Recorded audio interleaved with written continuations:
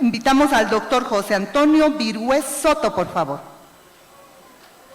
Médico intensivista con alta especialidad en medicina crítica en obstetricia, jefe del Departamento de Apoyo Crítico del Hospital del Norte, vicedirector del Departamento de Medicina Crítica de la Asociación Latinoamérica de Tórax.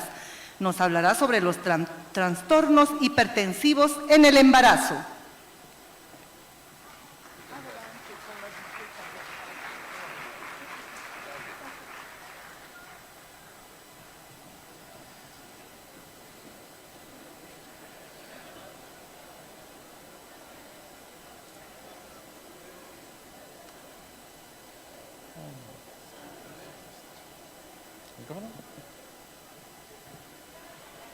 Sí.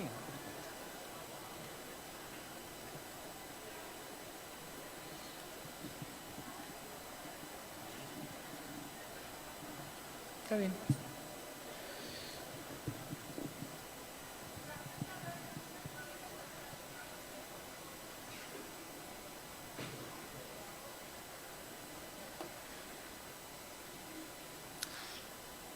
Bueno, muchas gracias por la invitación. Yo me siento muy afortunado y realmente también emocionado, como expresaba la señora ministra de Salud.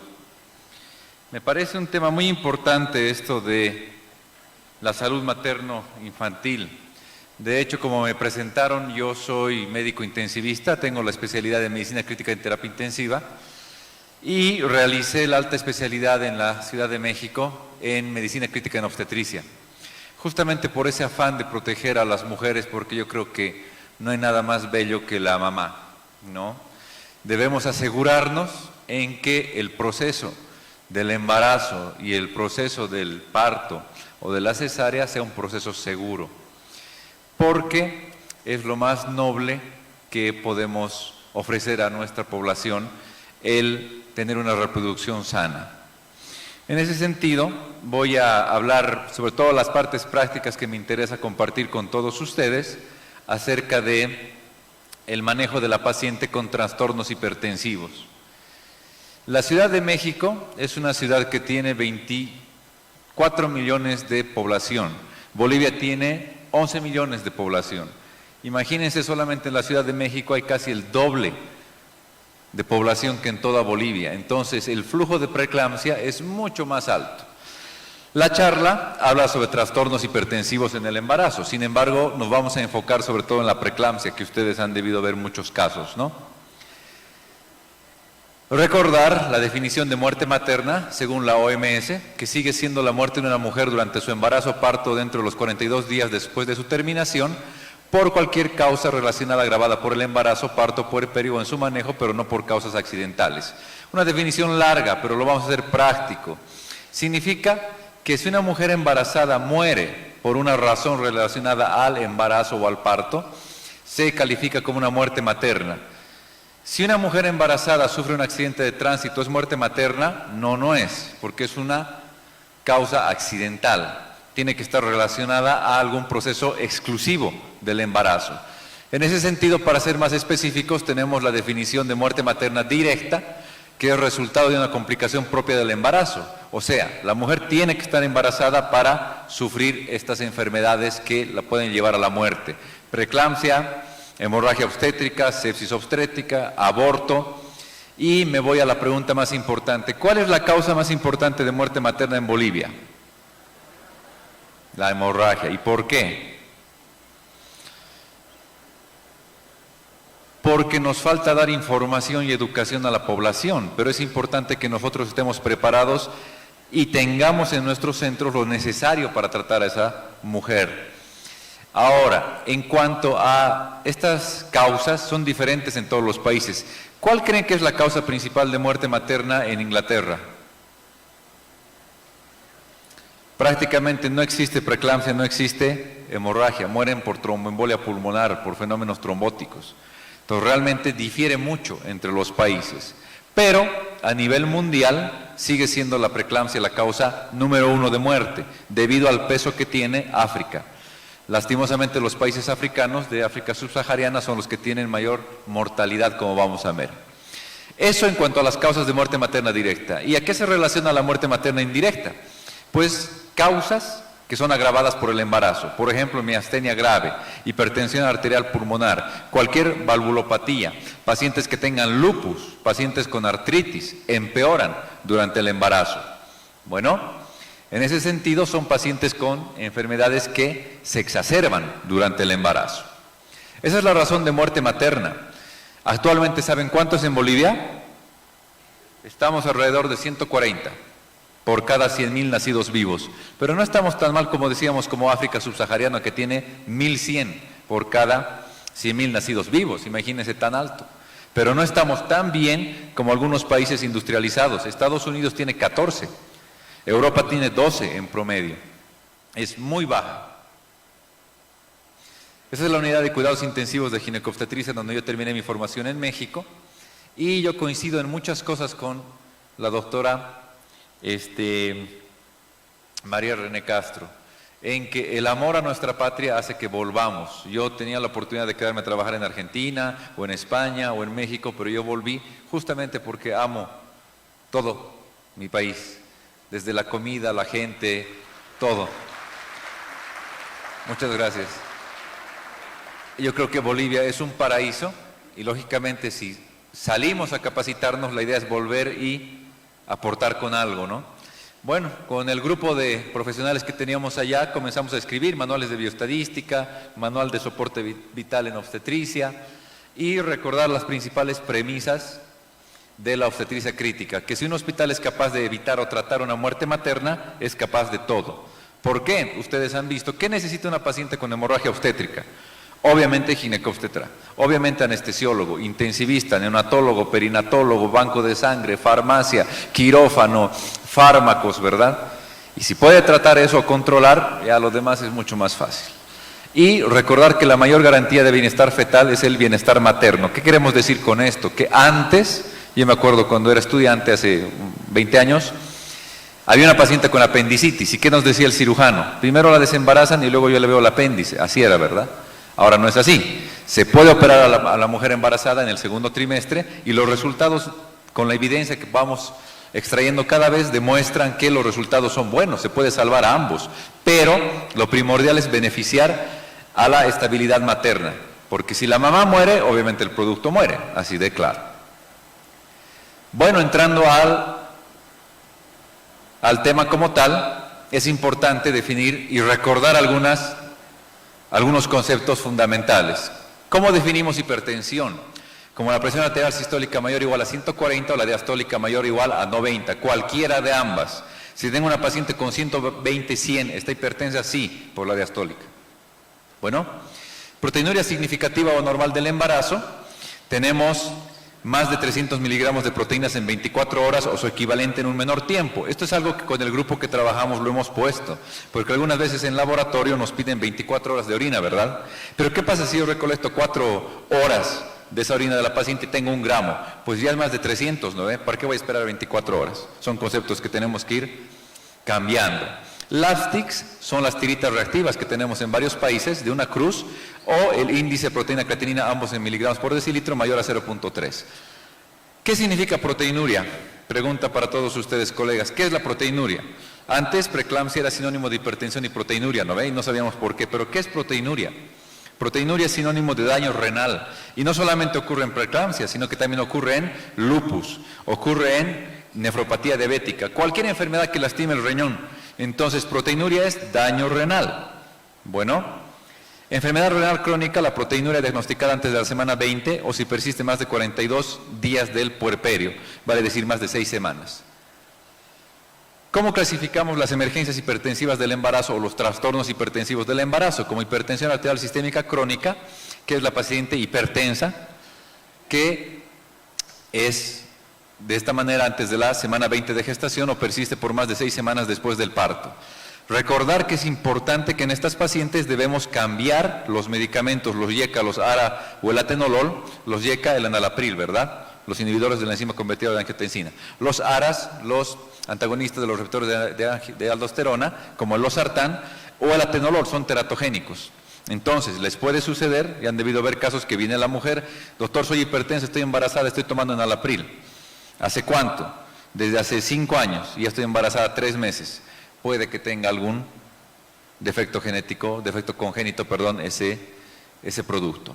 Por eso, tenemos que estar atentos a las pacientes hipertensas cuando se embarazan, aconsejarles y decirles que reemplacen estos fármacos por metildopa, que es muy frecuente en nuestro medio, nifedipino, labetalol o hidralazina, que son fármacos que no tienen efectos teratogénicos. ¿Cómo definimos hipertensión arterial sistémica crónica con preeclampsia sobreañadida? Porque la mujer hipertensa crónica se puede embarazar y puede hacer preeclampsia, pero ¿cómo nos damos cuenta? Cuando la hipertensión se exacerba, cuando las cifras tensionales están controladas pero se disparan, a pesar de que está con tratamiento, cuando aparece proteinuria, cuando disminuyen las plaquetas o cuando se incrementan las transaminasas. Se recomienda en estos casos mantener cifras de presión arterial media de 118 a 126. Pregunta práctica, ¿cómo sacamos la presión arterial media? Nosotros en terapia intensiva es fácil porque el monitor nos dice, ¿verdad? Pero, ¿cómo sacamos? Fácilmente. ¿Cuánto es la presión arterial media normal? De 120-80. 93. ¿Cómo sacamos? Muy facilito. 120 menos 80, ¿cuánto es? 40. La tercera parte de esa diferencia, 40 entre 3 es 13. Eso le suman a la diastólica, 13 más 80, 93. ¿Cuánto es la presión arterial media de 90-60? 90 menos 60, 30. Entre 3, 10. Más 60, 70.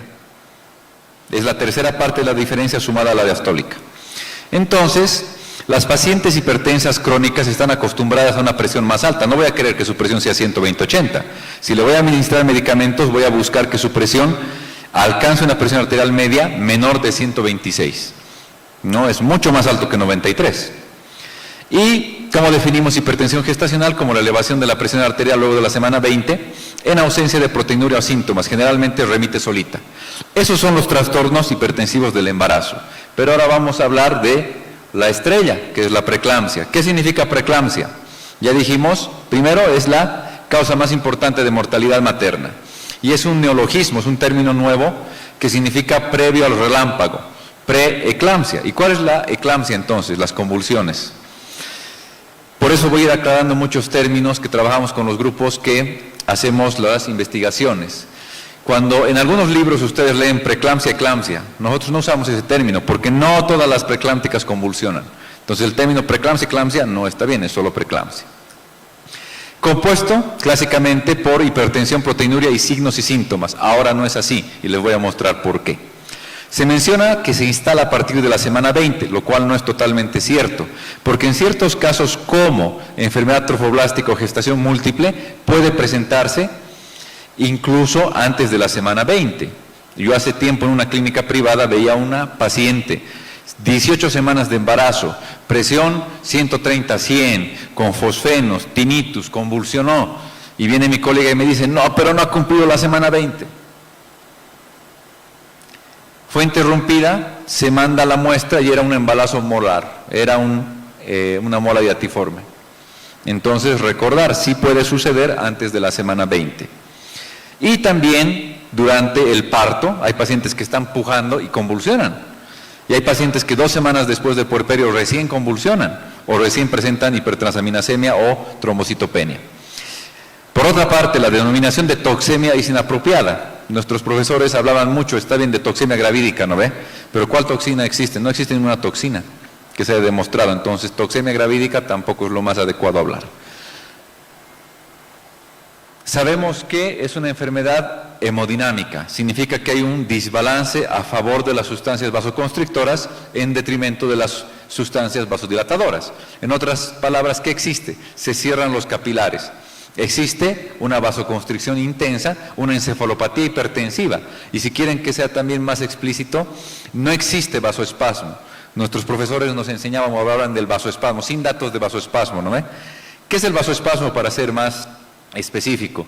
El vasoespasmo se da, por ejemplo, en la hemorragia subarachnoidea cuando existe salida de sangre, ¿verdad? Esa sangre irrita, lastima. Y lo que hace es que el polígono de Willis, las principales arterias del cerebro se cierran, ¿verdad? Y es como la manguera en carnavales. Cuando ustedes apretan la manguera, ¿qué pasa? Disminuye el flujo y el chorro es más rápido. pero el flujo disminuye. Entonces, al hacer Doppler transcraneal vamos a encontrar una velocidad incrementada, ¿se entiende? Porque se está cerrando el vaso. Pero en las pacientes eclámpticas se hace Doppler y no tiene vasoespasmo, no aumenta las velocidades. Lo que tiene es una encefalopatía hipertensiva por la vasoconstricción que existe. Bueno, ¿cuáles son los factores de riesgo? Ya conocen ustedes, primigesta, periodo intergenésico, más de 10 años y todos los que están ahí. ¿Por qué es importante esto? Y lo voy a hablar más adelante. Porque en Latinoamérica, por una o por otra razón, todavía, lastimosamente, existe mucha violación. Hay niñas de 12, 14 años. En Potosí, el otro día hablaban de una niña de 12 años, no sé si escucharon, hace un mes, ¿verdad?, que estaban aprobando el aborto legalmente.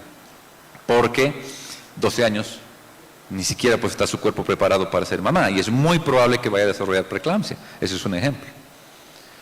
¿Cómo se clasifica la preeclampsia? Como leve. Cuando la presión arterial es menos de 160 a 110, no tiene alteraciones bioquímicas importantes definidas como proteinuria menor a 2 gramos y plaquetas que se mantienen por encima de 100.000 y sin compromiso fetal. Se recomienda mantener la presión diastólica menor a 90 con las tabletas que dijimos y hacer un control semanalmente.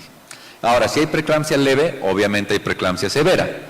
Ahora, si hay algún médico aquí, hay lógicamente especialistas en ginecobstetricia, me van a decir, pero la ACOG, o sea, la Academia Americana, el Colegio Americano de Ginecobstetricia, dice que con criterios de severidad, sin criterios de severidad, de acuerdo.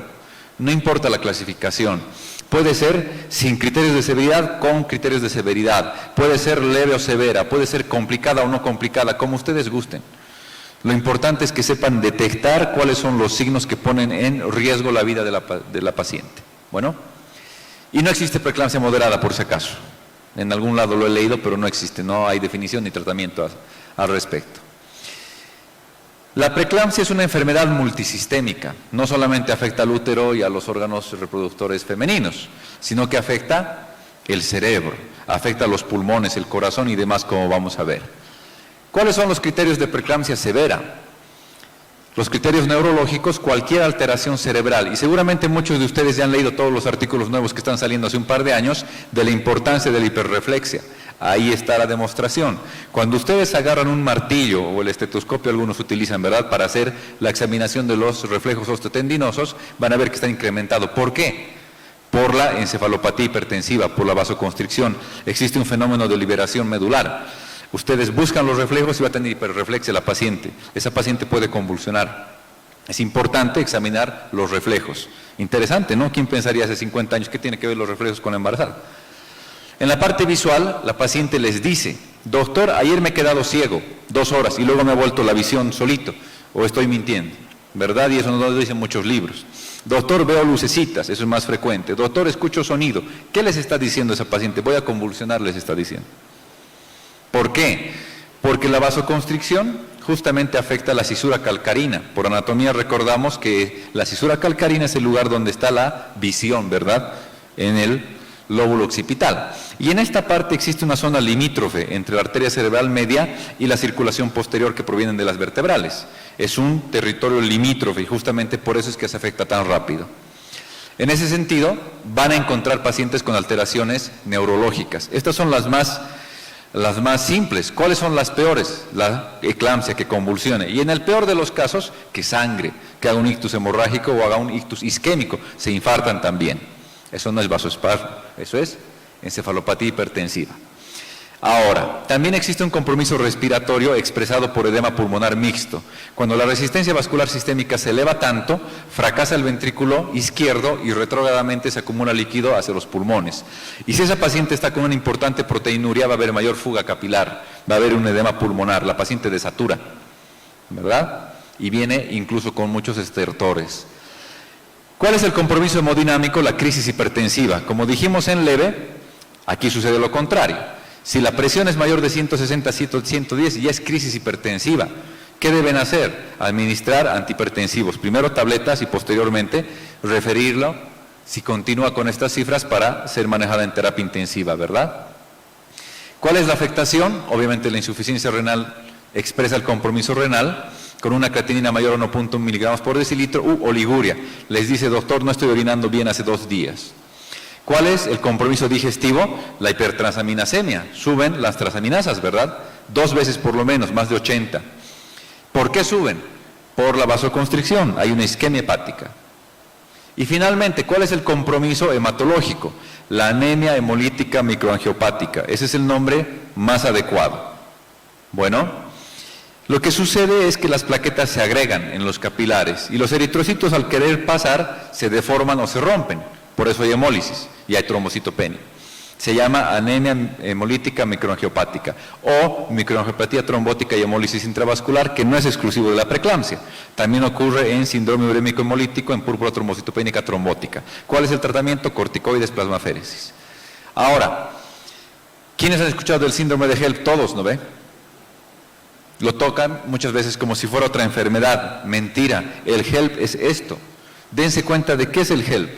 Como yo digo, suena bonito el HELP, es como ayuda en inglés con una L más, ¿no ve? Hemólisis, bajas plaquetas, transaminasas elevadas. ¿Qué parte es eso? Es una parte del espectro de las complicaciones de la preeclampsia, es el compromiso digestivo y el compromiso hematológico, ¿verdad? Pero como los latinoamericanos no tenemos derecho a pensar, vamos a seguir esperando que nos digan los de Estados Unidos o los europeos, miren, ahora ya no es HELP, muy bien, ellos lo dicen y yo tengo que confiar. Mis profesores en México describieron estos cuadros antes incluso que Weinstein en Estados Unidos. ¿Qué es una paciente? Y aquí les voy a hacer ejercitar un poquito el criterio. ¿Qué es una paciente embarazada de 35 semanas que convulsione, que tenga 8 de creatinina, que tenga 800 de transaminasas y 20,000 plaquetas? ¿Qué es? ¿Será una epilepsia? ¿Será una embarazada con epilepsia, con insuficiencia renal y que además tenga un síndrome histérico obstructivo y además está con una púrpura trombocitopénica idiopática debutando ahorita? No, es una preeclampsia con compromiso neurológico, renal, hepático y hematológico, ¿verdad? ¿Y qué es el HELP? Simplemente es una paciente con los dos últimos. Otra pregunta, paciente de 35 semanas de embarazo que convulsiona y además tiene 800 de transaminasas y tiene 20,000 plaquetas. ¿Qué es? ¿Una eclampsia y un HELP? No, es una preeclampsia con compromiso neurológico, hepático y hematológico, ¿verdad? Si pensamos así, créanme que no se les va a escapar ningún caso de preeclampsia. Yo lastimosamente, yo trabajo en tercer nivel, como ustedes saben, he visto muchas pacientes que llegan complicadas, porque en algún momento llegan a su centro de primer, segundo nivel y nos confiamos. Entonces dicen, tengo dolor en hipocondrio derecho. ¿Qué significa eso? El signo de Chaucier, ¿verdad? El dolor persistente que les está diciendo ese hígado se va a romper por la vasoconstricción. Tengo dolor, debe ser un cólico biliar, tómese esta iosina. Se va a la casa la paciente y vuelve con más sangre que cerebro. Se rompe el hígado y se rompe el cerebro, ¿verdad? Simplemente por no tomar en cuenta esto. La preeclampsia no es sinónimo de hipertensión. Volviendo al ejemplo de la paciente de 12 años. ¿Cuánto es la presión normal a los 12 años? Mi mamá es médico, yo me tomaba la presión. Mi presión a esa edad era 80-60. Es así, ¿verdad? Una paciente de 12 años con 120-80 ya es hipertensión para ella. ¿Se entiende? Es por eso que no se debe tomar valores absolutos, depende del contexto y depende del paciente, tenemos que ser personalizados. Entonces, la preeclampsia no es sinónimo de hipertensión. Puede presentarse con 120-80 o con 139-89, pero con creatinina de 8 o con transaminasas de 900 y con 10,000 plaquetas. Bueno, cualquiera de estos es preeclampsia severa. Y ahora vamos al tratamiento, que obviamente debe iniciarse en cualquier centro asistencial. El tratamiento tiene 3 pilares actualmente. El primer pilar, expander el volumen plasmático, porque el 60% de pacientes preeclámpticas son hipovolémicas. ¿Qué hacemos? Iniciamos con cristaloides. ¿Cuáles son cristaloides? Fisiológico, Ringer normal, Ringer lactato. Si me preguntan, Ringer normal es el más fisiológico, paradójicamente. Coloides. Como la paciente tiene fuga capilar por la proteinuria, vale la pena considerar la administración de albúmina, que ya hay en muchos centros, ¿verdad? Pregunta interesante, ¿cuánto de albúmina? Lo que hemos hecho con el grupo de trabajo es calcular esta tablita, que le pueden tomar una foto, y se van a dar cuenta que Cuando ustedes obtienen una concentración de proteínas totales de 4.8 gramos por litro, la presión coloidosmótica es de 15.1 milímetros de mercurio. Disminuye la fuga capilar. Siendo práctico, administren albúmina hasta que las proteínas totales lleguen a 4.8, para que disminuya la fuga capilar y esa paciente no esté en completa anasarca con edema de pulmón, que no esté con derrames. No se olviden que en el embarazo es hasta cierto grado frecuente encontrar derrame pleural, derrame pericárdico, porque la paciente embarazada está en anasarca, pero lógicamente tampoco va a estar en edema de pulmón, ¿no? Bueno, mi profesor en México, el doctor Briones, de por sí ya desarrolló su propio índice. Y vean qué interesante la fisiopatología. En el numerador está la presión coloidosmótica y en el denominador la presión arterial media. ¿Qué significa esto? Que si la presión coloidosmótica, que depende de las proteínas totales en plasma, es baja y la presión arterial media es alta, está hipertensa, va a haber fuga capilar. ¿Cómo trato esto? Administrando albúmina y disminuyendo la presión arterial media con antihipertensivos. Es aplicación de fisiología básica, ¿no? El segundo pilar, reducir o abatir la resistencia vascular sistémica. ¿Cómo? Con antihipertensivos, ¿verdad? Ya dijimos que el objetivo de la presión arterial media es menor a 105 en pacientes con preeclampsia de novo, pacientes que recién están presentando preeclampsia. Pero pacientes con hipertensión arterial sistémica con preeclampsia sobreañadida, el objetivo, ya dijimos, se eleva hasta 126. Ya dijimos cómo sacar la presión arterial media de manera muy sencilla. Estos son los fármacos que podemos utilizar. En nuestro medio, afortunadamente, ya hace un par de años ha llegado la hidralazina parenteral también, el nifedipino, que yo les aconsejo, porque mi profesor también hizo ensayos en cordón umbilical y se vio que los bloqueantes cálcicos son los que tienen mayor respuesta a vasodilatación en el cordón umbilical. La hidralazina es un bloqueante cálcico, el nifedipino también. En México y en otros países tenemos metoprolol, prazosin, que son bloqueantes adrenérgicos, aquí no hay. Si no los tienen, afortunadamente ahora se puede conseguir labetalol o alfametildopa, que hace años hay en nuestro país, ¿verdad? Si con todas estas tabletas no podemos controlar la presión arterial y si la paciente está inconsciente, le coloco una sonda nasogástrica y le administro las tabletas por la sonda, pero no puedo conseguir los objetivos que ya dijimos, pues tiene que entrar a terapia intensiva para ser manejada con estos fármacos en infusión continua, que lógicamente deben manejarse en terapia intensiva. Algunas veces en los hospitales nos dicen, doctor, tráigase su monitor a la sala de la paciente y lo volvemos terapia intermedia o intensiva. No es así, pues. Es como yo les digo, si en el living de nuestra casa pongo una taza de baño, ya se vuelve baño, ¿no ve? No es así, ¿no ve? Tiene su estructura, pues los azulejos. Terapia intensiva tiene su estructura, todo tiene que ser lavable, hay cubículos, enfermería, monitores. En ese sentido tenemos que darle la mayor seguridad a la paciente. Y finalmente, ¿cuál es el pilar último del tratamiento? La protección a órgano blanco. Todos los órganos que vimos hay que protegerlos. ¿Cómo? En la parte neurológica con sulfato de magnesio, que el 90% de pacientes que reciben sulfato de magnesio con inminencia de eclampsia no convulsionan o no vuelven a convulsionar, sigue convulsionar. Pero ¿qué pasa con el otro 10%? A nosotros nos pasa. A pesar de que se les administra esquema de Sussman o de CBAI, la paciente puede convulsionar. Entonces, ¿cómo protegemos al restante 10%? Con fenitoína o difenilidantoína, que es lo mismo. Un concepto muy importante, no se recomienda el diazepam, que es algo reflejo incluso, ¿verdad?, en nuestros hospitales. Paciente convulsiona, la enfermera se hace el diazepam.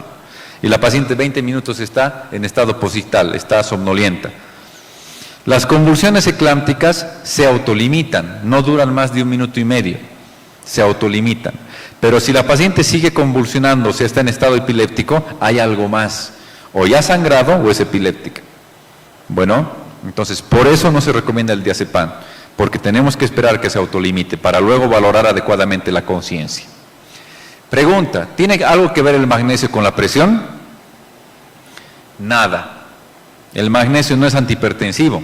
Tiene un cierto efecto vasodilatador, pero no tiene un efecto antihipertensivo, no es antihipertensivo. Porque no me van a dejar mentir ustedes, pasa, ¿no?, en emergencias, en nuestros centros. Doctor, sigue hipertenso, le paso magnesio, ¿no ve? No tiene nada que ver, para que quede claro. El magnesio es para proteger y evitar que la paciente convulsione o que vuelva a convulsionar. ¿Y a quién le administro? A esa paciente que dice que se ha quedado ciega ayer, a esa paciente que ve luces, a esa paciente hiperrefléctica. ¿Cómo protejo la parte respiratoria? Con vasodilatadores para mejorar la poscarga y que pueda el corazón eyectar de forma adecuada sangre, optimizando el gasto cardíaco con inotrópicos y optimizar la presión coloidosmótica para que no haya fuga capilar. ¿Cómo protejo la esfera hemodinámica? Con vasodilatadores y optimizando el gasto cardíaco. Esto ya es un poquito de especialidad, ¿no? Ganamos un premio en México, justamente el doctor Mario Shapiro, para investigar qué inotrópico es mejor, o dobutamina o digoxina o levosimendan, que no hay todavía en nuestro país. Pero la idea es que si mejoramos también la función miocárdica de la paciente, tiene menos complicaciones y se recupera más rápido. Pero esto ya es un poquito para sala de terapia intensiva, ¿no? En la parte renal, hidratar a la paciente, por favor. Nunca se olviden, los que trabajan en primer, segundo nivel, cuando envíen a un nivel superior, la paciente tiene que ir con su suerito y tiene que ir bien hidratada. Algunas veces nos envían, ¿está con suero? Sí, ¿con qué? Con dextrosa todavía, que es hipotónico, ¿no ve? Con dextrosa, ¿cuánto? 200 para 12 horas. Nada, paciente hipotensa. Y consideren la albúmina, como les decía, para pedir en sus centros, para administrar basados en la fisiología y fisiopatología de la preeclampsia. ¿Cómo protegemos la esfera hepática? Obviamente con antihipertensivos para evitar eso, que se rompa el hígado por vasoconstricción extrema. ¿Cómo protegemos o recuperamos la cuenta plaquetaria cuando está por debajo de 100.000? Con dexametasona 8 miligramos cada 8, que es el esquema que permite recuperar las plaquetas de forma más rápida. También nos interesa el producto. ¿Cómo maduramos el pulmón fetal? Con betametasona 12 miligramos IV cada 24 por 2 días y 24 horas de latencia.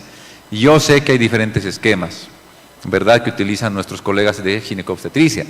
Pero, básicamente, esta revisión de la librería Cochrane muestra que cualquier esquema corticoide, con triamcinolona, con metilprednisolona, con hidrocortisona, con betametasona, cualquiera, es mejor que no administrar nada, ¿no? Y se han dado cuenta que mis diapositivas no tienen referencias, ¿no? Porque todo está en este artículo que publicamos en la revista americana de ginecobstetricia acerca de nuestra experiencia del 2014. ¿Saben cuánto fue la mortalidad? En México vimos más de 300 pacientes preeclámpticas y murieron 1.7%. Imagínense qué bajo, con todo este esquema. Entonces, ya para ir terminando, primero, no existe preeclampsia moderada, no existe el término de eclampsia severa, porque no hay eclampsia leve, es una complicación de por sí de la preeclampsia.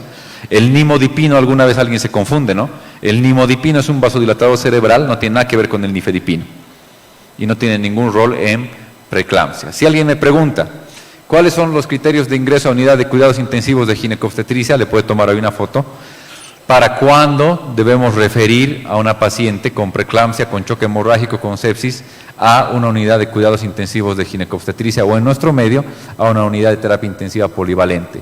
Para ser más específicos, según signos vitales, ahí tienen la parte neurológica, respiratoria, hemodinámica y demás, ¿no? Para que sepan cuándo un paciente está grave. Ejemplo, una paciente con frecuencia cardíaca menor a 40 o mayor a 150 no está bien, ¿no ve? Y a 110 es tolerable, pero 160 no. Bueno. Y ahí algunos eventos que hemos ido desarrollando como Sociedad de Terapia Intensiva, donde hemos desarrollado algunos talleres de reanimación cardiopulmonar en la paciente embarazada porque tiene sus ciertas diferencias a comparación de la adulta no embarazada. Esto es lo del gasto cardíaco y con esto se demuestra lo que les decía. Esto es el gasto cardíaco y el índice cardíaco monitorizado por bioimpedancia transtorácica o por otros mecanismos que se pueden monitorizar de manera no invasiva. Pero vean ustedes cómo mejora con la administración de inotrópico y cómo disminuye la resistencia en las pacientes preeclámpticas. Pero vean ustedes qué pasa con la presión arterial media. Es similar en ambas pacientes, con patrón eodinámico o con patrón hipodinámico. A lo que me refiero es que la presión arterial no expresa lo que está sucediendo en la microhemodinamia. Repito, presión arterial no es sinónimo de preeclampsia, ¿verdad? Y alguna vez pasa. Paciente, repito, 35 semanas de embarazo, ha convulsionado, 900 de transaminasas, 9 de creatinina, ¿y la presión cuánto está? 139/89. Ah, todavía no es. No, ¿verdad? Ya es. Y algo de nuestra pequeña investigación que llevamos a cabo en la ciudad de La Paz y en el Alto, yo trabajo en el Hospital del Norte, Vean ustedes la importancia del Hospital del Norte, que es el primer hospital de tercer nivel en la ciudad del Alto. El Alto es la ciudad a mayor altitud con mayor población del mundo. Tenemos 1.2 millones de población, tal vez más, el censo del próximo año nos va a decir. Pero está a 4.150 metros sobre el nivel del mar. Y las características de las pacientes son diferentes. La gasometría de por sí es diferente, ya es tendiente a la alcalosis. La paciente embarazada tiene estímulo de la progesterona y tiene un nivel diferente de CO2, más bajo que los reportados a nivel de España, a nivel del mar. Todo esto nos hace diferentes y tenemos que optimizar y ajustar nuestros parámetros a nuestra realidad. Yo les invito a leer, este artículo está en internet, ¿no? Caracterización de la preeclampsia a gran altitud, está publicado en la revista Enfermo Crítico, que es nuestra revista de la Sociedad Boliviana de Medicina Crítica y Terapia Intensiva, filial La Paz. Lo que hicimos es describir las características en la altura, porque algunos dicen como la altura hace frío, hay vasoconstricción, tiene más presión alta, siempre están hipertensos. Mentira, no es así, ¿verdad? Todos nos infartaríamos si nos da un poco de frío, ¿verdad? Lo que sí se ha visto es que destaca el compromiso neurológico y el compromiso hemodinámico. Las pacientes se presentan con eclampsia en un 38% y en un 38% y con una crisis hipertensiva en la tercera parte también. Ahí tienen ustedes los valores de gasometría arterial, cómo tenemos que manejar a las pacientes, ya un poquito de especialidad, pero lo que quiero expresar es que tenemos que dominar el manejo de eclampsia y crisis hipertensiva. Las complicaciones más frecuentes, no en Japón, no en Estados Unidos, en el Alto, que sirve también como referencia de nuestro país, ustedes tienen que hacer lo mismo en sus centros, de primer, de segundo nivel, de tercer nivel, para decir en mi centro pasa esto. En el Alto lo que más ocurre es eclampsia y crisis hipertensiva, entonces tengo que dominar fármacos antihipertensivos, tengo que saber mi esquema de Susspan, ¿no? Afortunadamente en esta serie de 68 casos no hubo ninguna rotura hepática. Eso demuestra que no tenemos mayor vasoconstricción, no hay diferencia, no es que vivimos con vasoconstricción permanente en la altura. Y como decía la doctora María René Castro, bueno, lo del COVID nos ha enseñado mucho. No se olviden que el COVID no atraviesa la placenta, no existe transmisión vertical por si acaso, sí hay transmisión horizontal. Y hay casos que vimos en el Hospital del Norte hasta que vinieron de Haití, ¿no? Y desarrollamos finalmente este trabajo de COVID-19 y obstetricia crítica en 4 países de Latinoamérica. Y la doctora Sandra Olaya, que ustedes le ven ahí de segunda autora, yo me siento muy afortunado porque yo comandé, digamos, este trabajo. Lo que hicimos fue reclutar a todas las pacientes embarazadas con COVID-19 que ingresaron a nuestras terapias intensivas. Y lo que encontramos es que la paciente embarazada es una población de riesgo, porque la mortalidad es del 15%, es alta. La mujer embarazada es una paciente inmunodeprimida de forma relativa, para tolerar el otro organismo que se está desarrollando dentro de ella, ¿verdad? Y 15% es muy alto. Esta es una paciente que está en puerperio quirúrgico inmediato, cesárea, COVID, embarazada, y ustedes la ven boca abajo, ¿no ve? Está pronada. Hay miedo de que se abra la sutura, dehiscencia de sutura, haga un hematoma. No importa, la hemos pronado porque estaba con distrés respiratorio, estaba desaturando por el COVID. Y le fue muy bien, ahí la ven ustedes 2 meses después en un programa que fuimos a relatar su caso. Eso es, creo, todo lo que quería compartir con ustedes. Muchas gracias.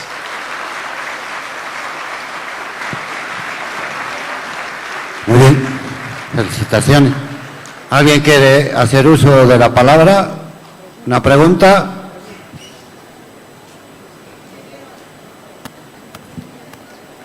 Allá a la izquierda.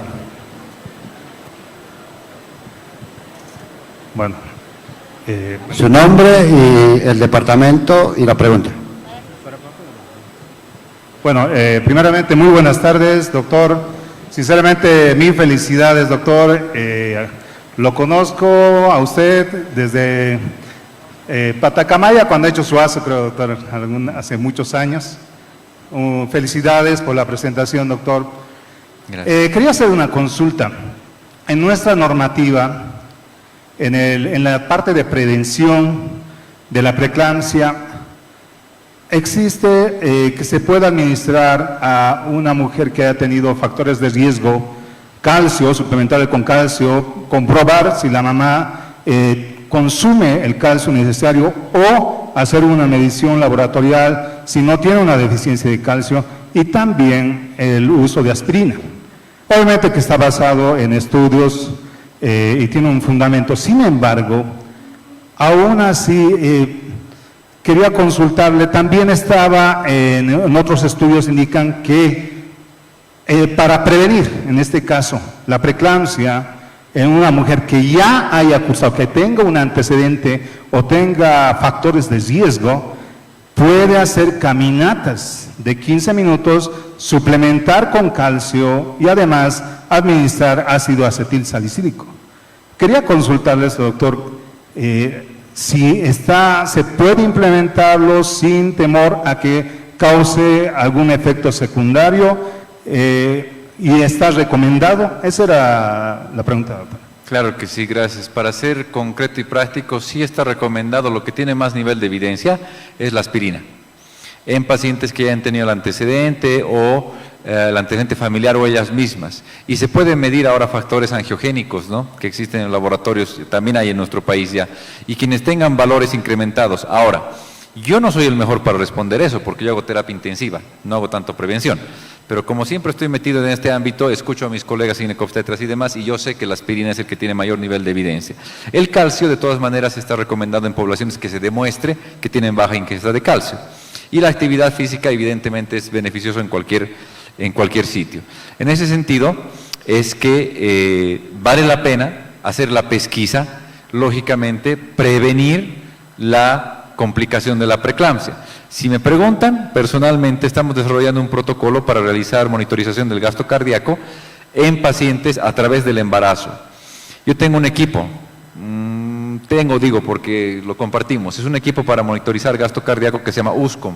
Lo que se hace es monitorizar el gasto cardíaco por encima del esternón para ver que ustedes saben, el gasto cardíaco tiene que incrementarse, la resistencia vascular tiene que disminuir en el primer trimestre, y las pacientes que no tienen estos cambios, al contrario, comienza a subir la resistencia y en ecocardiografía tienen un patrón de insuficiencia diastólica, puede que desarrollen preeclampsia. A estas pacientes hay que administrarles aspirina temprano en el primer trimestre.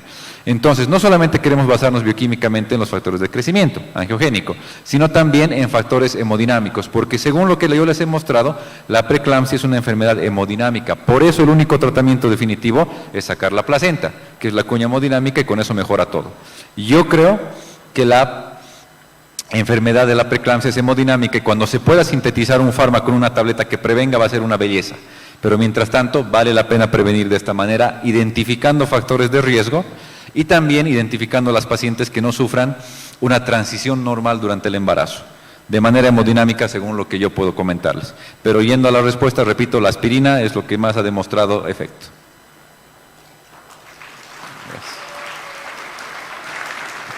Muy bien, vamos a continuar con la segunda presentación. Adelante. Muchas gracias y un fuerte aplauso para nuestro expositor del Hospital del Norte del Alto de La Paz. Bien, entonces vamos a continuar después de esa brillante exposición. Vamos a ahora escuchar a la doctora Sandra Jimena Olaya Garay. Es una presentación virtual. Ella se va a dirigir desde el país de Colombia. Ella es especialista en medicina crítica y cuidados intensivos, especialista en ginecología y obstetricia, profesora de la Universidad de Manizales, Colombia. Nos va a hablar sobre el tema sepsis en obstetricia, un enemigo real. Buenos días, ¿me escuchan? Sí, la escuchamos. Bueno, muy buenos días para todos, un saludo muy especial a toda la mesa directiva, a los organizadores de este gran evento, un saludo también muy especial a mi amigo Antonio, que acaba de hacer una presentación muy buena, y felicitarlos porque definitivamente este tipo de acciones es lo que va a demostrar los panoramas a nivel latinoamericano. Hoy quiero compartir con ustedes esta conferencia, es una conferencia sobre sepsis y vamos a empezar a ver diferentes puntos importantes sobre la sepsis. Quiero compartirles, esta es la tasa de mortalidad en Colombia. Ustedes evalúan, ven una disminución muy importante desde el 2004, que teníamos una tasa de mortalidad de 70 por 100.000 nacidos vivos, hasta el 2019, que nos llegó el COVID-19. Vemos que en el 2019 se pudo bajar casi a 45 por 100.000 nacidos vivos, pero lastimosamente para el 2022 se borró todo ese trabajo que se había hecho previamente y volvimos nuevamente a unas tasas de mortalidad muy altas. Casi volvimos nuevamente o retrocedimos 20 años en el manejo. Actualmente para el 2023 ya esto ha bajado muchísimo y casi que volvemos a quedar a los niveles del 2019. Pero siempre nos hace preguntar por qué ocurre esto, qué es lo que ocurre, por qué los sistemas de salud son tan débiles que frente a una emergencia como esta no estamos preparados y no se genera un verdadero impacto. Entonces, vemos que dentro de los fenómenos de morimortalidad materna tenemos los diferentes aspectos y de ellos la sepsis es uno de los más importantes. ¿Por qué una paciente séptica puede llegar a generar este proceso infeccioso, una paciente embarazada? Tenemos 4 puntos importantes: las infecciones que pueden estar relacionadas con el embarazo, que solamente les da a las pacientes embarazadas, como es la coriomionitis, la mastitis, la endometritis. Si tú no estás embarazada no te va a dar eso. Otras infecciones que no están relacionadas con el embarazo, pero sí son más frecuentes en el embarazo, como la infección del tracto urinario, la malaria, la hepatitis, y otras infecciones como HIV o apendicitis, que son accidentales con el embarazo. Y algo que estamos viendo últimamente, que son las infecciones nosocomiales en pacientes gestantes, sobre todo una neumonía asociada a ventilador e infección urinaria. Cuando nosotros hablamos de sepsis, es muy importante tener en cuenta esto, los factores de riesgo. ¿Cuáles son esos factores de riesgo importantes? La edad materna, las pacientes que son muy jóvenes o que son ya mayores. El nivel educativo, a menor nivel educativo, mayor riesgo de sepsis. Igualmente el tipo de aseguramiento. Otro punto importante es la raza negra y las pacientes indígenas, como las primigestantes, pacientes con embarazos gemelares, y la presentación de hemorragia postparto. La presentación de una hemorragia postparto en un contexto como estos va a generar que la paciente pueda llegar a tener unas infecciones importantes. ¿Cuáles otros factores de riesgo están? Tenemos la cesárea, las infecciones de vías urinarias también, la mastitis, el aumento de tractos vaginales en estas pacientes, que estarlas examinando de manera frecuente, y un punto que es el más importante es el lavado de manos. Lavado de manos que se debe hacer de manera frecuente, e igualmente la rotación del personal. Cuando nosotros estamos cambiando de manera sistemática las personas que trabajan en las diferentes unidades. Vemos entonces como varios artículos nos muestran que aproximadamente a nivel mundial se presentan 5 millones de casos de sepsis obstétrica. Y a diferencia de lo que ocurre con preeclampsia, con hemorragia, la tasa de mortalidad no es tan lejana en países desarrollados como en países en vía de desarrollo.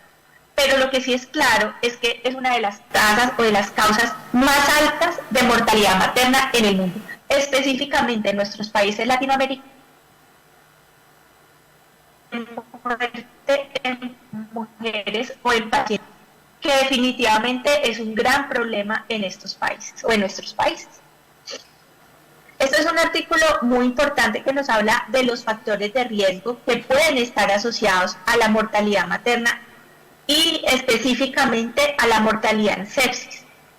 Vean ustedes que el primer problema o el primer retraso es retraso en buscar ayuda. Cuando nosotros vemos a una paciente y decimos, ay, ¿será que le mando antibiótico? ¿No le mando antibiótico? Ah, no, esperemos. Y no llamas, no buscas a alguien que te pueda ayudar. O cuando tenemos una paciente que está en un espacio que no tiene todavía, no está con toda la cantidad de la enfermedad o los síntomas de la enfermedad, pero que uno piensa que no va bien. Esa paciente definitivamente tenemos que buscar ayuda. Otro de los puntos importantes son los recursos limitados, el no contar con unidades de cuidado intensivo obstétrico, el no tener la posibilidad de brindar un antibiótico temprano a estas pacientes, eso pues aumenta la mortalidad. Otro de los puntos importantes es el retraso en la atención de las pacientes. Cuando llegan las pacientes y las ponen a hacer fila, cuando no las atienden de manera temprana, esto nos genera un retraso y nos genera un aumento significativo de la mortalidad. Vemos también como la calidad y la cantidad del transporte y la remisión. En nuestra geografía hay una dificultad muy grande para trasladar a las pacientes y no se trasladan ni con el tiempo correcto ni con las condiciones correctas. E igualmente, y otro de los puntos que resaltan es la falta de cama en unidad de cuidado intensivo, porque estas pacientes empiezan a luchar o a pedir cama frente a un paciente que llega herido, frente a un paciente traumatizado, politraumatizado, frente a un paciente infartado, y seguramente en las unidades de intensivo siempre van a preferir estas patologías, porque la paciente embarazada pues no se ve tan mal, realmente la señora pues está algo malita, pero no se ve tan mal. Entonces, este retraso de la atención de las pacientes, el no tener este tipo de unidades dispuestas para la atención de nuestras pacientes, significativamente la mortalidad. Vamos a plantear 5 puntos de diferencia y hablar por qué es diferente la sepsis obstétrica, porque es un verdadero enemigo frente a sepsis en otro grupo poblacional. El primero es el problema de las definiciones, los cambios en el sistema inmunológico que tienen las pacientes obstétricas, el hecho de que tenemos nueva meta también de reanimación y que desembarazar a una paciente solamente en el contexto de una sepsis solamente por causa obstétrica. Vemos entonces el problema de las definiciones. Entonces, no hay una claridad y en el mundo han tratado de encontrar cuáles son las mejores definiciones para sepsis. Hace algunos años, este es un artículo que publicamos en el 2013, ya hace 10 años, con las variables y las características del SIRS, donde veíamos que el choque séptico, como he manejado previamente, tenía un riesgo muy importante de disfunción, sobre todo disfunción pulmonar, y a mayor severidad del choque, mayor mortalidad. Vemos que el ingreso de estas pacientes a las unidades de cuidado intensivo, pues no son la paciente que ingresa por sepsis a una unidad de cuidado intensivo general es un número muchísimo menor, como lo vemos acá, casi el 7% frente a un 65% de pacientes con trastornos hipertensivos asociados al embarazo. Como ya nos lo hablaba Antonio en la charla anterior, hay un aumento en el reconocimiento y estas pacientes pues van a tener una mayor posibilidad de atención frente a las pacientes sépticas. Y el otro score importante, que es el score del SOFA, en el cual nosotros identificamos diferentes puntos, pero vemos que aún nos sigue faltando la manera como nosotros podamos definir y podemos tener una claridad de cómo se comporta la sepsis en las pacientes obstétricas. Cuando nosotros vemos el SOFA, entendemos que dentro de este score vemos el sistema pulmonar, el sistema de la coagulación, el sistema hepático, cardiovascular, el sistema nervioso central y el renal. Y si ustedes ven en esas características, lo que vemos en las alteraciones cardiovasculares, las cifras tensionales de nuestras pacientes son mucho menores. O sea que las metas cambian. No podemos tener en cuenta los datos del grupo general de pacientes no obstétricos y tratar de acoplarlo a la paciente obstétrica. También los niveles de creatinina son diferentes, porque en el embarazo los niveles de creatinina de manera normal bajan. O sea que tener un 1.2 para una paciente embarazada ya es una falla renal importante. Que hay que ajustar este tipo de score a lo que nosotros vemos diariamente. Cuando vemos y cuando evaluamos en todos los grandes, y eso es una visión que compartimos mucho con Antonio, no incluyen a las pacientes.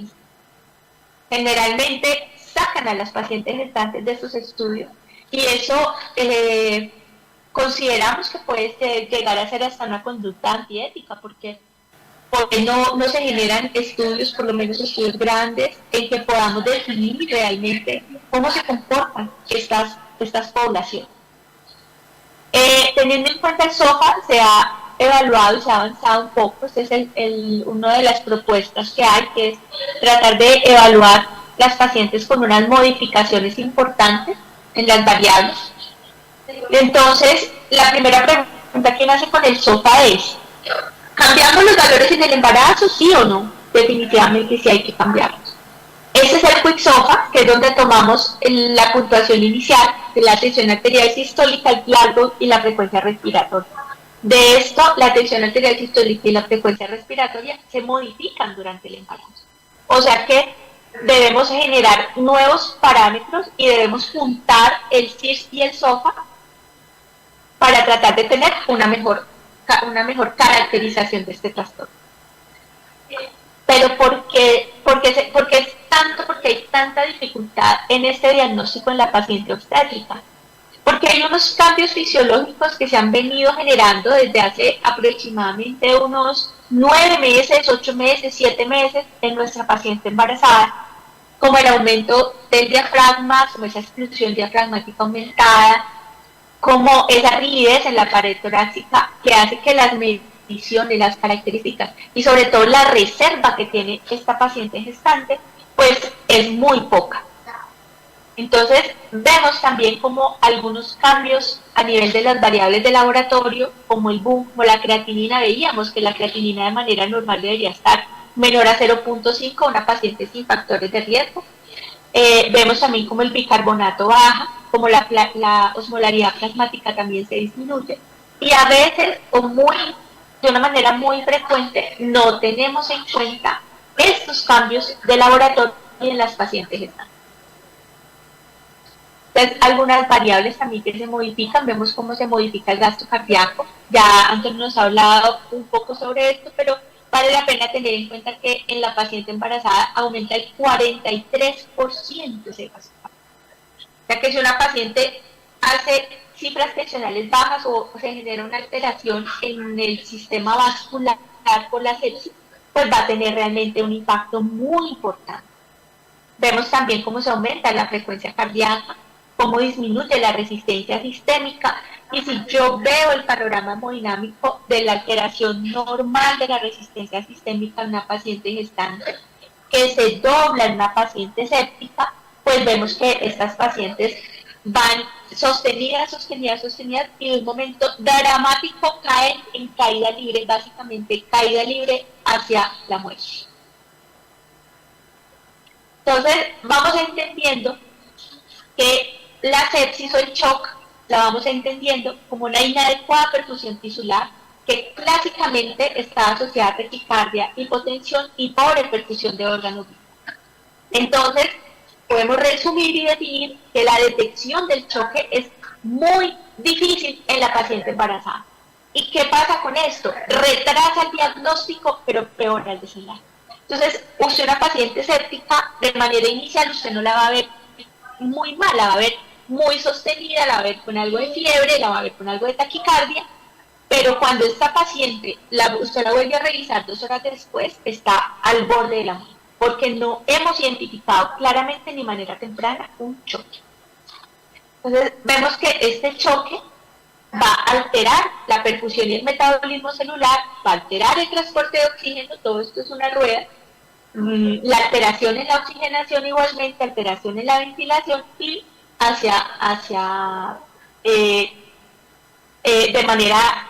se repite de una manera sistemática. Entonces se baja la ventilación, se altera la oxigenación, se genera una alteración en el transporte y vamos a terminar con una muerte celular programada. Entonces estas pacientes que tenían sus células para fallecer en un mes, para fallecer cuando tuvieran 60, 70 años, terminan falleciendo en 1 hora, en 2 horas, en 3 horas, y estas pacientes entran muy rápidamente a un proceso de muerte. Bueno, ¿y cuáles son estos gérmenes que se alteran en las pacientes embarazadas? Cualquier germen puede estar implicado en un proceso séptico en la paciente gestante. Focos gram positivos, gram negativos, bacilos gram positivos, hongos, anaerobios, todos pueden estar involucrados en este proceso. entramos a este segundo ítem, que son los cambios en el sistema inmunológico.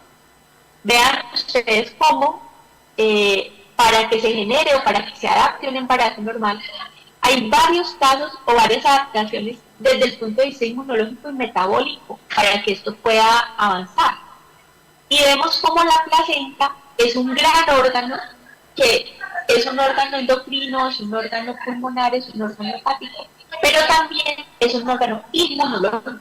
Entonces, desde ese punto, desde esa visión inmunológica, vemos cómo hay un cambio a nivel de las hormonas y todos estos cambios hacen que una paciente que estaba embarazada normal pueda llegar a fallecer por un proceso séptico, porque la evolución, la progresión y el desenlace es muy diferente a la población general o no embarazada. Entonces, miren ustedes que es importante destacar y tener en cuenta que el embarazo es el resultado de una mayor gravedad de la respuesta de la enfermedad. El problema no es solamente el germen, obviamente el germen es importante, pero también es esa respuesta inadaptada que tiene nuestra paciente embarazada a la infección y a lo que genera la infección. Entonces, por ejemplo, un riesgo importante es a que lleguen a generar una listeriosis invasiva, que es un patógeno muy importante que se puede presentar en el tercer trimestre y que definitivamente puede llevar a la paciente a una muerte materna o una muerte fetal. Y muchas veces son esas pacientes que llegan, hacen choque, no tenemos claridad por qué, y que muchas veces a veces ni hacen fiebre, y la paciente fallece 4, 6, 10 horas después y uno dice, no se murió por un embolismo del líquido. Seguramente puede estar asociado a una progresión no identificada de un choque séptico. Y vean ustedes cómo cambia toda la inmunidad en la paciente embarazada. O sea, todo se altera, desde la nácula killer, las células dendríticas, los monocitos, las células T reguladoras, los monocitos no clásicos, los clásicos, las plaquetas, todas las células a nivel del sistema inmunológico son modificadas en el embarazo. Entonces, la respuesta que tiene este huésped frente a cualquier reacción de cualquier germen va a ser muy diferente. Por eso es que nuestros pacientes fallecen. Otro de los puntos importantes que quiero dejar muy claro es que tenemos un nuevo órgano para monitorizar. Entonces, el feto debe ser considerado como un órgano o un tejido más para monitorizar tanto sus alteraciones a nivel fetal y placentario, como de hipoperfusión tisular. Esto, ¿cómo lo puedo yo traducir? Si yo tengo una paciente séptica y el bebé está desacelerando, yo lo que tengo que pensar es reanimar la mamá para poder mejorar esa perfusión tisular y poder atender a mi paciente que está en el feto. No salir corriendo como a veces se hace, como un loco, a operar a esa señora, teniendo desenlaces muy dramáticos como muerte materna y muerte fetal, porque no se reanimó de manera adecuada todo este fenómeno de hipoperfusión tisular. Miren esto tan interesante, está la oxigenación y el paso de oxígeno que se da de la madre al feto. Si ustedes ven acá, la PO2 materna, que es la cantidad de oxígeno que tiene la sangre materna, generalmente está en 95 a nivel sanguíneo. Está, en la altura cambia, y es pues Antonio es más experto que yo, pero tiene un valor promedio de 95.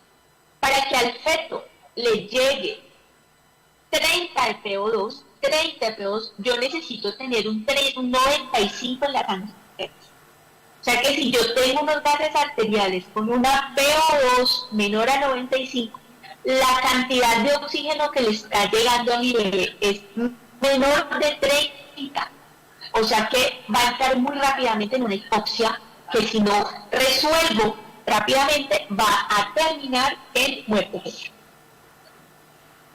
Y acá también está no solamente la PO2, vean acá una PO2 de 96 para una PO2 fetal de 33. No solamente la cantidad de oxígeno que yo le estoy aportando al feto, sino también el flujo sanguíneo fetal, que es lo que más se altera en un proceso séptico.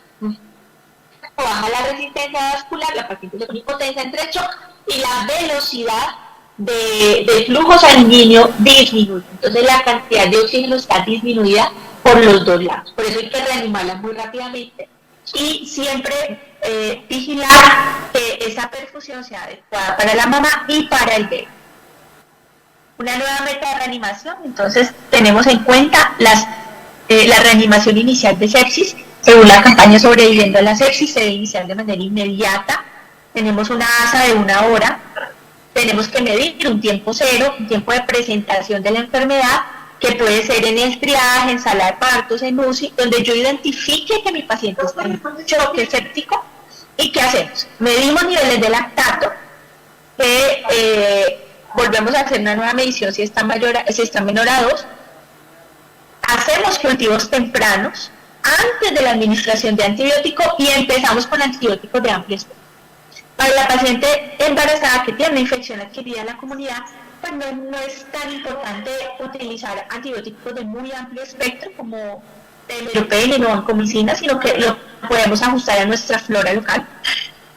Una rápida administración de cristaloides, no inundar a las pacientes, bolos de 300 o 500 y vasopresores. Vasopresores que se pueden iniciar en el área periférica, que no es necesario pasar un catéter venoso central para iniciar vasopresores. Usted puede formular y pasarlo por vía periférica y rápidamente remitir a un centro mayor.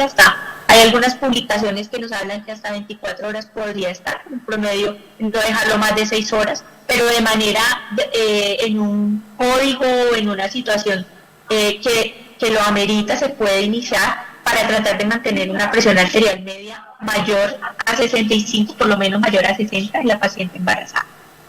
Vemos cómo hacemos un seguimiento en esa vigilancia, usamos los vasopresores, si no llegamos a restaurar las metas con esa hipovolemia.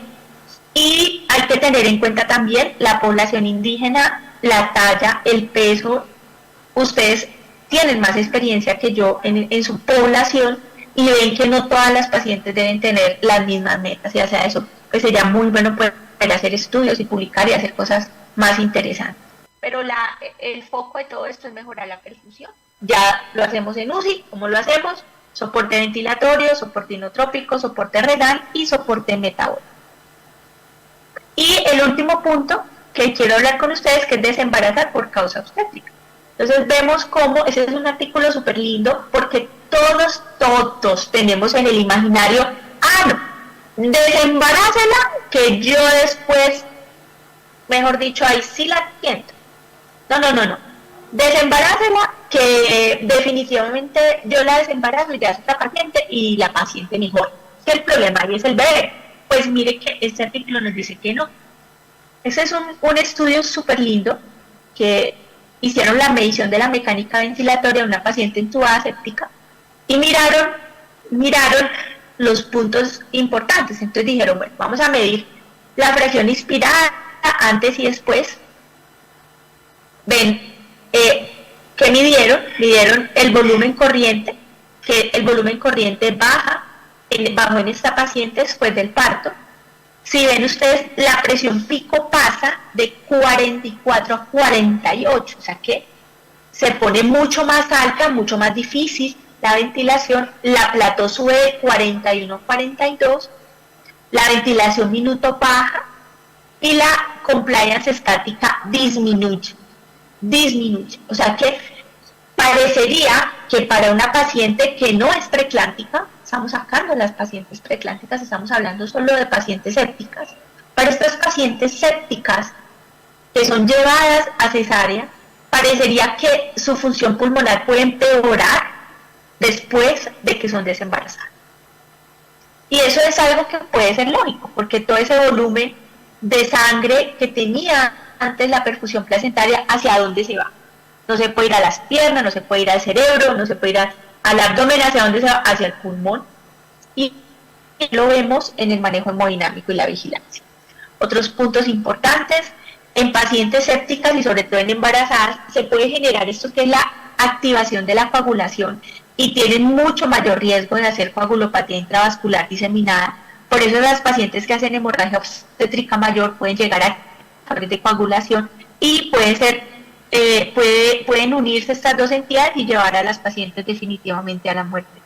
Vemos como hay algunas moléculas nuevas que se llaman los DAP, que son patrones moleculares asociados al daño, que influyen en la patogenia de la inflamación y en la trombogénesis. O sea que estas DAP pueden llegar a generar problemas a nivel de la hemodinamia y la hemostasia materna, y eso lo estamos viendo, lo vimos en el COVID.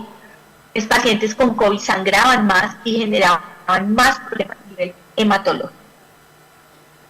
Vemos como dentro de esta valoración siempre es muy importante tener en cuenta la valoración del fibrinógeno, de los tiempos, y evaluar también la activación plaquetaria.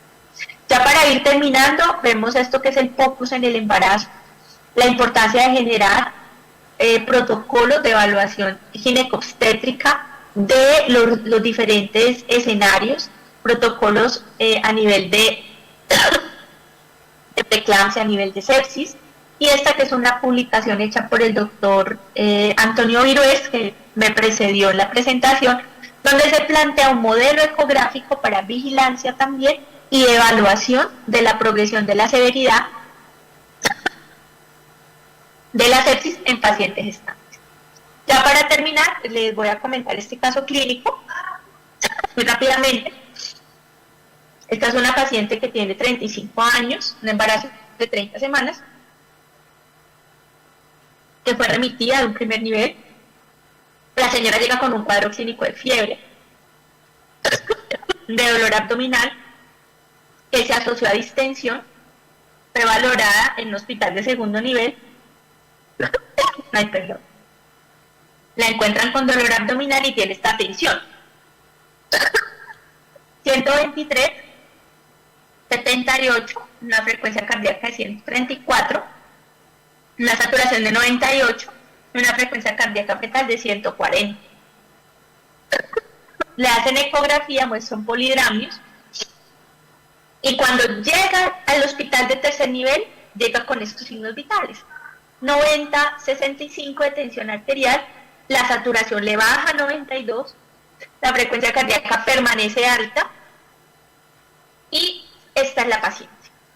Si ustedes la ven, es una paciente que tiene un estado general, pues que usted no la ve casi muriéndose, no, la paciente ha tolerado esto, pero si la ven muy distendida el abdomen, ven ustedes acá, muy distendida, tanto que se ve la circulación colateral. Entonces, ¿cómo la enfocamos? Examen físico, prevenimos o accedemos más bien a manejar esa falla ventilatoria que ella tenía. Inicialmente, ¿qué se hizo? Se entubó, que es una paciente que tenía una alteración importante a nivel de la perfusión. Se le colocó catéter venoso central, se hizo monitorización hemodinámica, se le pesaron vasopresores, se manejaron los líquidos y se pidió valoración por cirugía por abdomen agudo. Y la paciente rápidamente fue llevada a quirófano después de hacer toda esta reanimación con cirugía general. Y esto fue lo que encontramos. Está la foto de la paciente, este es el colon. Si ustedes ven acá, ya tenía parte de necrosis, tenía un vólvulo del sigmoide. Este es el útero después de haber hecho la cesárea, porque la paciente se llevó a cesárea, y ven ustedes esa imagen, y ven ustedes acá todo ese colon distendido.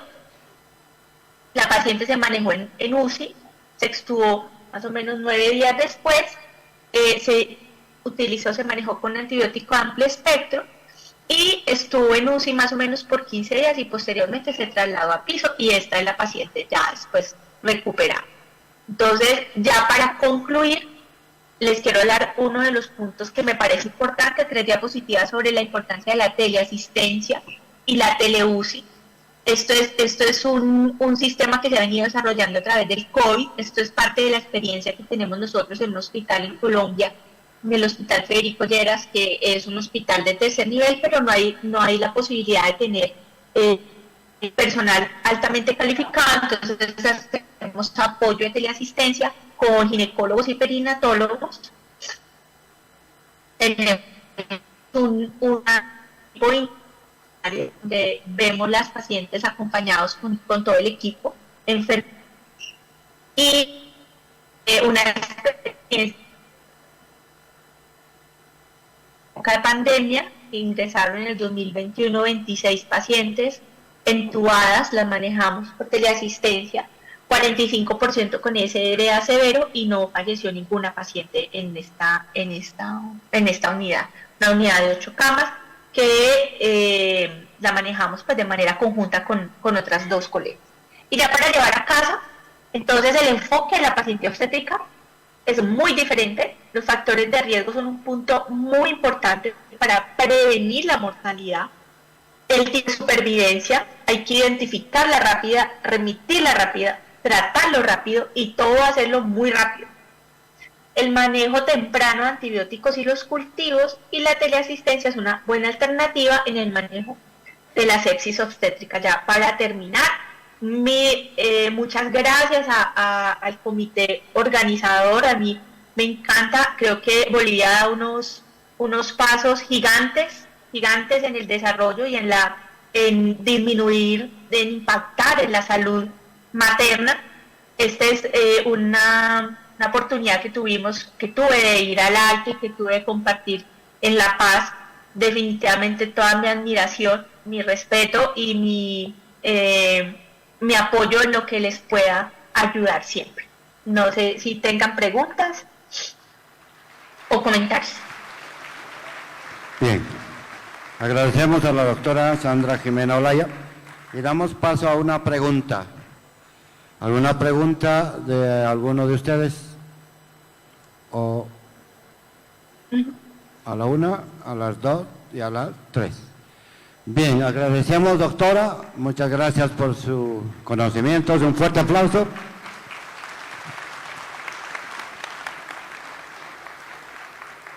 Muchas gracias.